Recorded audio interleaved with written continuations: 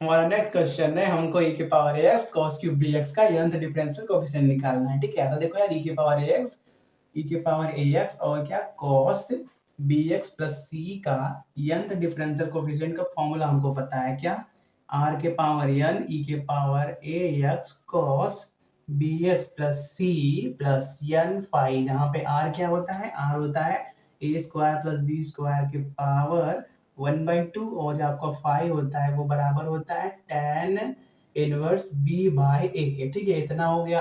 लेकिन देखो यहाँ पे क्यूब है, तो पहले क्या करते हैं, उसको तोड़ते हैं। तो हमको ट्रिग्नोमेट्री का फॉर्मूला पता है, कौन सा, cos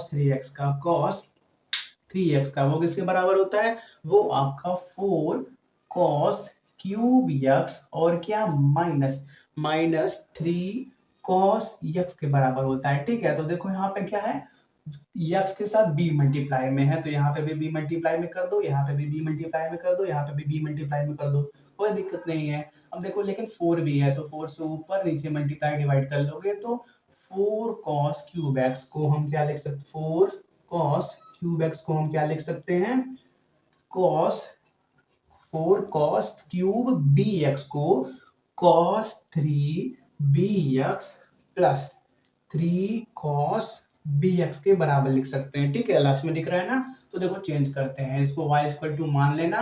अब क्या करते हैं, y इज इक्वल टू 1/4 जो नीचे वाला है उसको बाहर करो, e के पावर ax और क्या 4 cos क्यूब bx की जगह cos 3 bx plus 3 cos bx। अब क्या करते हैं, e के पावर ax को अंदर क्या कर लेते हैं, मल्टीप्लाई कर लेते हैं। ठीक है, इसको रफ कर देते हैं, नोट कर लो। ठीक है, हो गया। चलो इसको हमने रफ कर दिया। अब देखो यहाँ पे y is equal to 1/4 e के power ax cos 3 bx plus e के पावर ax, ये जो 3 बाहर है उसको अलग कर दो, cos bx। ठीक है, तो देखो हमारे पास जो y आ गया, हम क्या करते हैं, y को n टाइम डिफरेंशिएट करेंगे तो हमको n डिफरेंशियल कोएफिशिएंट मिल जाएगा।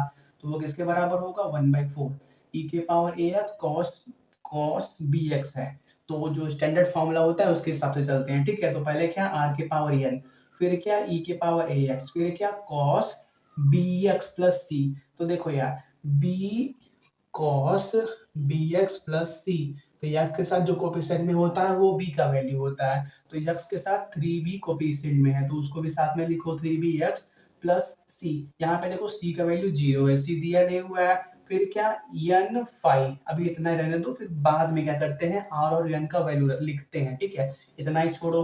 फिर प्लस 3, ये 3 जो बाहर वाला है उसको लिख दो। ठीक है, यहाँ पे अंदर बात करते हैं, वहां पे साइड में दिखेगा, चलो नीचे लिख देते हैं। ठीक है, प्लस 3, यहाँ पे e के पावर ax cos bx है तो उसका क्या आएगा, r के पावर n और क्या cos bx प्लस c तो है नहीं तो वहां पे भी n फाई आएगा। ठीक है, ऊपर का नोट करो, ऊपर को रफ करना है। ठीक है, चलो तो ऊपर का रफ कर लेते हैं। अब क्या करते हैं, r और n का जो अरे r और फाई का वैल्यू है उसको भी लिखते हैं। ठीक है, तो देखो यार, तो देखो हमारे पास क्या मिलेगा, yn, पहले ब्रैकेट इस ऊपर वाले की बात करते हैं तो क्या करते हैं 1/4 मल्टीप्लाई के साथ चलते हैं। ठीक है, r की बात करते हैं तो r का वैल्यू क्या था, a square plus b square के पावर 1/2। ठीक है, तो देखो यार पहले ब्रैकेट में b की जगह क्या है, 3b है, तो a स्क्वायर प्लस 3b का होल स्क्वायर मतलब क्या, यहाँ पे हो जाएगा आपका 9b स्क्वायर, 9b स्क्वायर के पावर n/2, कोई दिक्कत नहीं है। फिर क्या e के power ax cos 3bx plus n, phi की जगह क्या, फाई की जगह tan inverse b by a। तो देखो n tan इनवर्स और क्या b, पहले ब्रैकेट में b की जगह क्या है, b की जगह 3b है तो 3b बाई a। ये हो गया आपके पहले ब्रैकेट का आंसर। ठीक है, उसके बाद प्लस 1/4 को अंदर मल्टीप्लाई करो तो ये क्या बनेगा, 3/4 बनेगा, ये दूसरा वाला। दूसरे में बात करें तो r का वैल्यू भी a square plus b square के पावर 1/2 से निकलेगा। तो वहां पे b का वैल्यू क्या है, वहां पे b का वैल्यू b ही है, तो वहां पे क्या होगा, a square plus b square के पावर n/2 e के पावर ax, यहाँ पे छूटा है कुछ ना, हाँ e के पावर ax छोटा है। चलो हम एडिट करके वहां पे सही कर देंगे, ठीक है। चलो e की पावर ax और क्या cos bx plus n, five की जगह tan inverse b by a। ये हो गया आपका फाइनल आंसर, ठीक है, नोट कर लो।